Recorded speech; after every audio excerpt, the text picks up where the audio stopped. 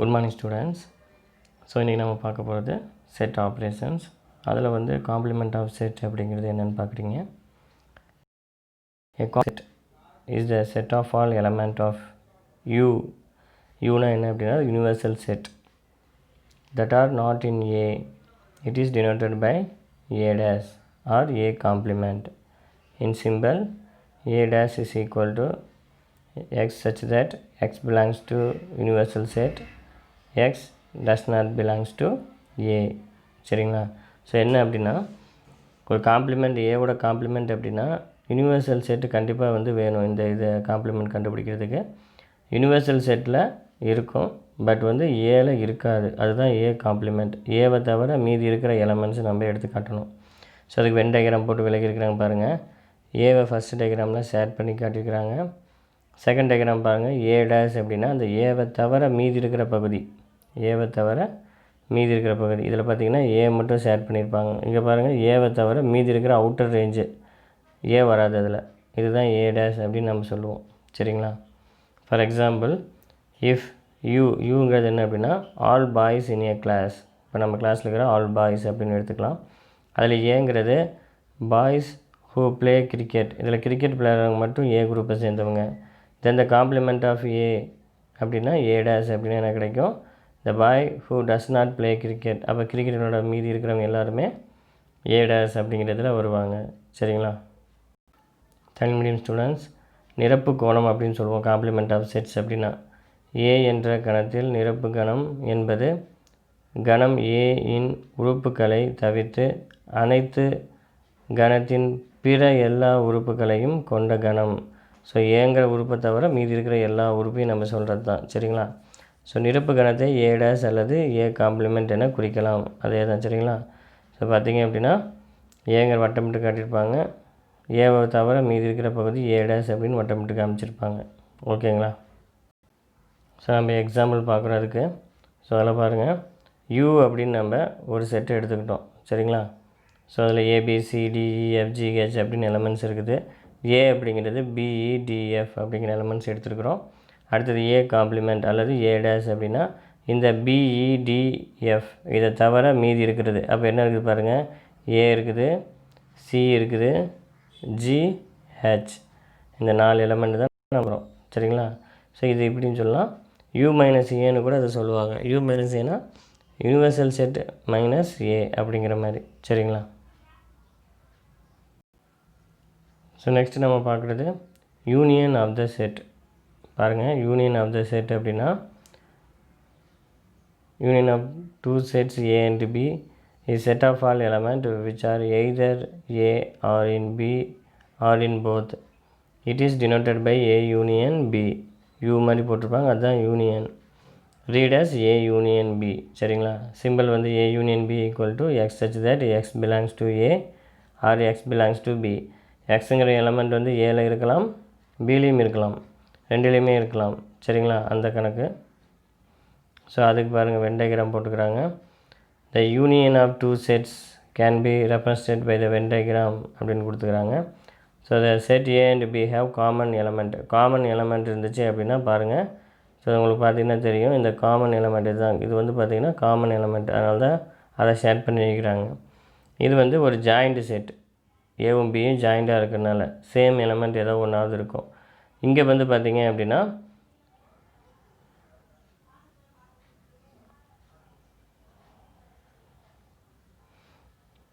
இது வந்து disjoint செட்டுங்க. Disjoint set அப்படிங்கிறப்போ ஏ தனியாக இருக்கும், பி தனியாக இருக்கும், சேராது, ரெண்டுமே சேராமல் இருக்குதுங்களா? ஸோ அதுதான் வந்து பார்த்திங்கன்னா டிஸ்ஜாயிண்ட் செட். இப்படி இருந்தால் இது ரெண்டையும் சேர்த்து இதில் இருக்கிற எலமெண்ட்ஸும் இதில் இருக்கிற எலமெண்ட்ஸும் சேர்ந்து வரும். இதுக்கு எக்ஸாம்பிள்ஸ் நம்ம பார்க்கலாம். தமிழில் வந்து கணங்களின் சேர்ப்பு அப்படின்னு சொல்லுவாங்க. 2 செட்டை சேர்த்து எழுதுறதுனால அதுக்கு பேர் வந்து சேர்ப்பு. ஸோ நம்ம செட்டை வந்து கணம்னு சொல்லுவோம் இல்லையா, அதனால் கணங்களின் சேர்ப்பு. இரு கணங்கள் ஏ மற்றும் பியின் சேர்ப்பு கணம் என்பது கணம் ஏ அல்லது கணம் பி அல்லது இரண்டிலும் உள்ள உறுப்புகளை கொண்ட கணம் ஆகும். ஸோ ஏல இருக்கிற உறுப்பு அல்லது பியில் இருக்கிற உறுப்பு, ரெண்டுலேயுமே இருக்கிற உறுப்பாக கூட இருக்கலாம். ஸோ இது ஏ யூனியன் பி என குறிக்கப்படுகிறது. இதை ஏ சேர்ப்பு பி என படிக்க வேண்டும். ஸோ பார்த்திங்கன்னா இப்போ டயக்ராம் பார்த்திங்கன்னா தெரியும். ஸோ அதிலே எக்ஸ்பிளைன் பண்ணியிருக்கிறோம். ஸோ நம்ம யூனியன் ஆஃப் டூ செட்ஸ் கணங்களின் சேர்ப்பு பார்த்திங்கன்னா ஏ பின்னு 2 செட் எலமெண்ட் எடுத்துக்கிறோம். ஸோ ஏல 1 2 3 4 5, அதேமாதிரி பியில் வந்து 3 4 5 6 7 எப்படின்னு எலமெண்ட்ஸ் இருக்குது. ஸோ ஏ யூனியன் பி கேட்டாங்க அப்படின்னா ஏங்கிற செட்டையும் தனியாக எழுதிக்கிங்க, பிங்கிற செட்டையும் தனியாக எழுதிக்கிங்க, ரெண்டும் யூனியன். ஸோ யூனியன் பண்ணணும். ஸோ அதில் பாருங்கள் காமனாக இருக்கிற எலமெண்ட்ஸ். இப்போ பாருங்கள் காமனாக என்ன எலமெண்ட் இருக்குதுங்க, 3 இங்கே இருக்குது, 3 இருக்குது, இங்கேயும் 3 இருக்குது, அதே மாதிரி 4 இருக்குது, இங்கேயும் 4 இருக்குது. இது ரெண்டும் காமன் எலமெண்ட். ஸோ காமன் எலமெண்ட்டை ஒரே ஒரு டைம் மட்டும்தான் எழுதணுங்க. காமன் எலமெண்ட்ஸை ஒரே ஒரு தடவை தான் எழுதணும். சரிங்களா?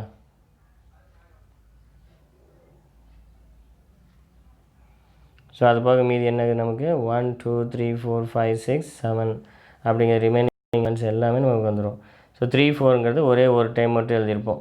3 4ங்கிறது பாருங்கள் ஒரே ஒரு டைம் மட்டும் எழுதியிருப்பாங்க. 2 டைம்ஸ் இருக்கும், நம்ம ஒரே ஒரு டைம் மட்டும் எழுதியிருப்பீங்க. சரிங்களா? நெக்ஸ்ட் நம்ம பார்க்குறது intersection of two sets.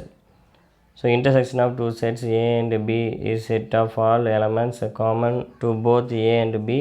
It's denoted by A intersection B. So read as A intersection B.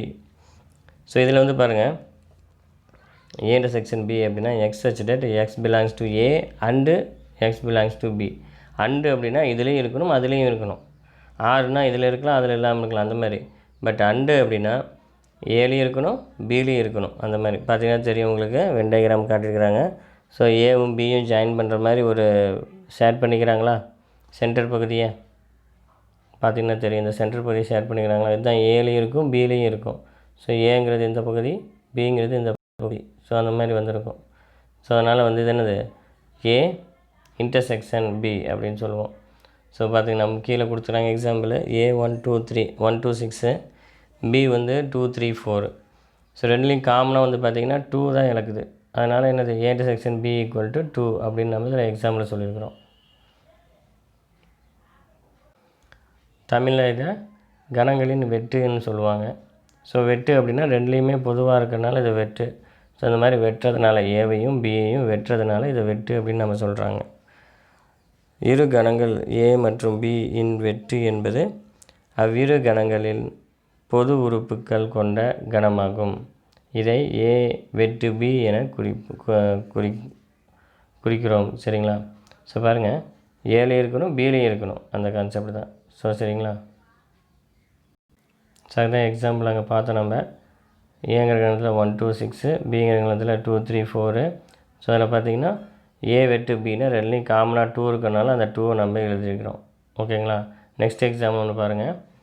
ஏங்கிற கணத்தில் ஏபிசின்னு கொடுத்துருக்குறோம், ஏபிசிடி. பிங்கிற கணத்தில் 1 2 3 4. இப்போ பாருங்கள் ஏலையும் பிலையுமே பொதுவாக எந்த எலமெண்ட்டுமே இல்லை. ஏன்னா இது வந்து ஆல்ஃபபெட் நம்பர் லெட்டர்ஸு, இங்கே வந்து நம்பர்ஸு, ரெண்டுலேயுமே காமனான எலமெண்ட்ஸு கிடையாது. அப்போ இது பார்த்திங்க அப்படின்னா அது நல் செட் அப்படின்னு சொல்லலாம். நல் செட் அப்படின்னாலும் நம்ம எம்டி செட் அப்படின்னு சொல்லுவோம் இல்லையா? ஸோ எம்டி செட்டுடைய சிம்பிள், இது ரெண்டுமே எம்டி செட்டுடைய சிம்பிள். சரிங்களா? ஸோ அதே மாதிரி இன்னொன்று பாரு எக்ஸாம்பிள், ஏங்கிற கணத்தில் 2 3 4 இருக்குது, பிங்கிற வந்து எதுவுமே இல்லை. இப்போ இதில் வந்து காமனாக என்ன இருக்குது, அதே எம்டி செட் தான். ஸோ அதுக்கு வந்து ஈக்குவல் டு பின்னு கூட சொல்லலாம். ஏ இன்டர்செக்ஷன் இந்த இடத்துல மட்டும் A intersection B equal to பின்னே கூட சொல்லலாம் நம்ம. சரிங்களா?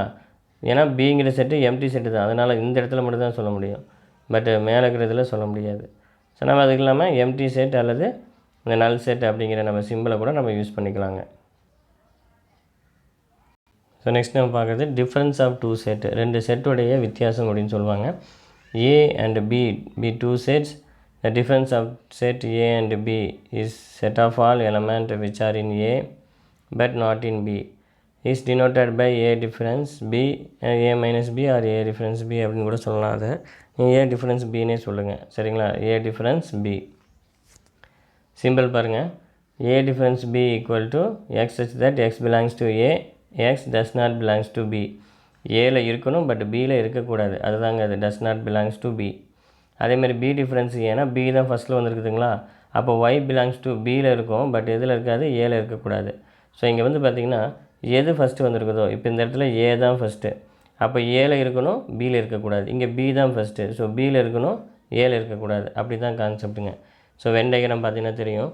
ஏ டிஃப்ரென்ஸ் பி அப்படின்னா ஏல மட்டும்தான் இருக்கணும். இப்போ பார்த்தீங்கன்னா பி வந்து இது வரைக்கும் வந்துருச்சு, அதனால் அதை பார்த்திங்கன்னா அதை விட்டுட்டு மீதியெல்லாம் ஷேர் பண்ணியிருப்பாங்க.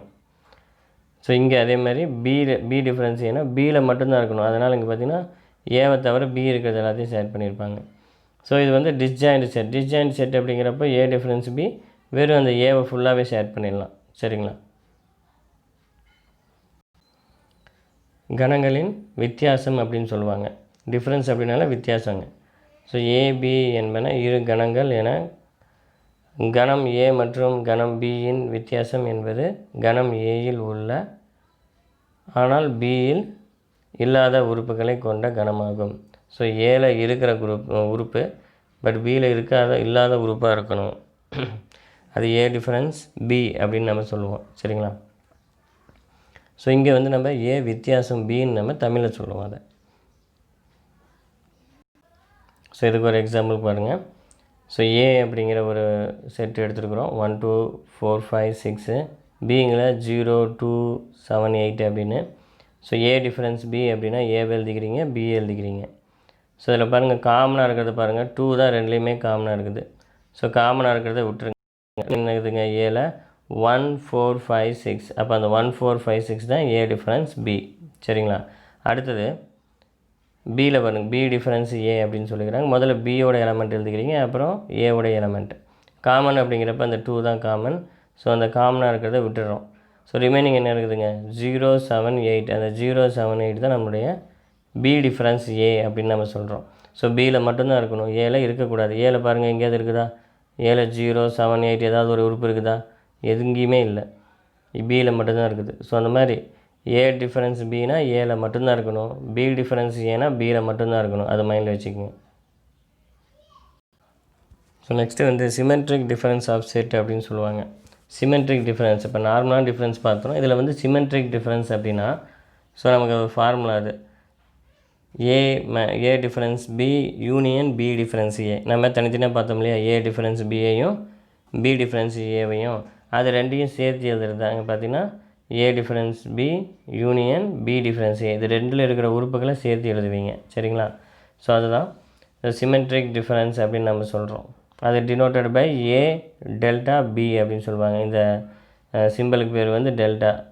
நம்ம இதுக்கு யூஸ் பண்ணுற சிம்பிள் தாங்க, இது ட்ரையாங்கிள்னு சொல்லிடாதீங்க. அங்கே ட்ரையாங்கிள், இங்கே வந்து பார்த்திங்கன்னா நல்லா டார்க்காக ஒரு லைன் கொடுத்துக்கிறாங்களா, பார்த்திங்கன்னா உங்களுக்கு தெரியும். ஸோ இந்த மாதிரி வரைஞ்சி இந்த சைடு மட்டும் கொஞ்சம் டார்க்காக கொடுத்துருப்பாங்க, பார்த்திங்கன்னா தெரியும். ஒரு சைடு மட்டும் டார்க்காக, இந்த சைடு மட்டும் டார்க்காக இருக்கும். ஸோ அப்படி இருந்துச்சுன்னா அதுக்கு பேர் என்னங்க டெல் அப்படின்னு சொல்லுவோம். ஸோ ஏ டெல்டா பி அப்படின்னு நம்ம அதை சொல்லிக்கலாம். ஓகேங்களா? ஸோ கணங்களின் சமச்சீர் வித்தியாசம் அப்படின்னு சொல்லுவோம் அது தமிழில். ஏலையும் பியிலையும் இருக்கக்கூடிய சமச்சீர் வித்தியாசம், ஏ மைனஸ் பி மற்றும் பி மைனஸ் ஏல இருக்கக்கூடிய வித்தியாசத்தை சேர்த்து எழுதுறதுக்கு பேர் தான் அது. சரிங்களா? ஸோ அதில் பாருங்கள் வெண்டைகிராமில் கொடுத்துக்கிறாங்க. முதல்ல வந்து ஏ டிஃப்ரென்ஸ் பி கண்டுபிடிச்சிக்கிறாங்க, பார்த்திங்கன்னா தெரியும். அடுத்தது பி டிஃப்ரென்ஸ் ஏவை கண்டுபிடிச்சிக்கிறாங்க. இது ரெண்டையுமே சேர்த்து போட்டுக்கிறாங்க பாருங்கள். அதில் எது வரலைங்க, காமனாக இருக்கிற பகுதி மட்டும் வரல. ஸோ சென்டரில் பாருங்கள் எதுவுமே இல்லைங்களா, அந்த காமன் பகுதி மட்டும் கிடையாது. ஸோ அதை தவிர மீதி இருக்கிற இந்த காமன் பகுதி மட்டும் நமக்கு ஷேர் பண்ணாமல் வரும். ஓகேங்களா? இதுதான் symmetric difference of A, symmetric difference B அப்படின்னு நம்ம சொல்லுவோம் அதை. சரிங்களா? சமச்சீர் வித்தியாசம் அப்படின்னு சொல்லுவோம் தமிழில். ஸோ கணங்களின் சமச்சீர் வித்தியாசம் பாருங்கள். ஸோ முதல்ல வந்து என்ன கொடுத்துக்கிறாங்க அப்படின்னா ஏங்கிற ஒரு செட்டு கொடுத்துக்கிறாங்க. ஸோ 6 7 8 9, அதேமாதிரி பி வந்து 8 10 12 கொடுத்துக்கிறாங்க. ரெண்டுலேயும் காமனாக 8 இருக்குது. ஸோ 8 விட்டுட்டிங்கன்னா ஏல மீதி என்ன இருக்குதுங்க 6 7 9, அந்த 6 7 9 தான் ஏ டிஃப்ரென்ஸ் பி. ஸோ அடுத்தது அதேமாதிரி பி டிஃப்ரென்ஸ் ஏவை கண்டுபிடிச்சி சொல்லியிருப்பாங்க. பி டிஃப்ரென்ஸ் ஏ பாருங்கள், பிஏ முதல்ல எழுதிக்கிறீங்க, அதுக்கப்புறம் ஏவை எழுதிக்கிறீங்க. ஸோ ரெண்டுலேயும் காமனாக 8 இருக்குது, அந்த 8 விட்டுறீங்க. அப்போ அது போக ரிமைனிங் என்ன இருக்குதுங்க 10 12 இருக்குது. ஸோ அதை மட்டும் நம்ம எடுத்து எழுதிக்கிறோம். இப்போ நமக்கு சிமெட்ரிக் டிஃப்ரென்ஸ் அப்படின்னா ரெண்டுலேயுமே இருக்கக்கூடிய எலமெண்ட்ஸு. இப்போ அந்த ரெண்டுலேயுமே பாருங்கள் என்ன இருக்குதுங்க. ஸோ ஏ டிஃப்ரென்ஸ் பி அப்படிங்கிறப்ப நமக்கு 6 7 9, பி டிஃப்ரென்ஸ் ஏங்கிறது 10 12. இது ரெண்டையுமே சேர்த்து எழுதிக்கிறீங்க. ஸோ பார்த்திங்கன்னா இங்கே தெரியும் உங்களுக்கு 6 7 9 யூனியன் 10 12 இது ரெண்டையுமே காமனான எலமெண்ட் எதுவுமே கிடையாது, அதனால் அப்படியே சேர்த்து எழுதிக்கலாம். 6 7 9 10 12 அப்படிங்கிறது. ஓகேங்களா? தேங்க்யூ. ஸோ இது அப்படியே நோட்டில் அழகாக எழுதி வச்சுக்கங்க. ஸோ நிறைய பேர் வந்து நோட்டில் தெளிவாக எழுதுறதில்ல.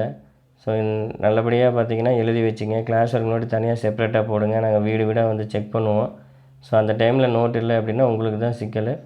ஸோ அதனால் வந்து எந்த சப்ஜெக்டாக இருந்தாலும் சரி ப்ராப்பராக ஒரு நோட்டை போட்டு அதை நீட்டாக நடத்துகிறத அப்படியே எழுதி வச்சுக்கிட்டே வாங்க. அது உங்களுக்கு இது வந்து 9th to 10th ரெண்டுக்குமே இது பேசிக்கு. இந்த பேசிக் உங்களுக்கு கண்டிப்பாக தேவைப்படும். மறுபடியும் இந்த பேசிக்கெல்லாம் நடத்த மாட்டாங்க. ஸோ அதனால் நீட்டாக எழுதி வச்சு அதை கொஞ்சம் படிங்க. ஓகேங்களா? தேங்க்யூ.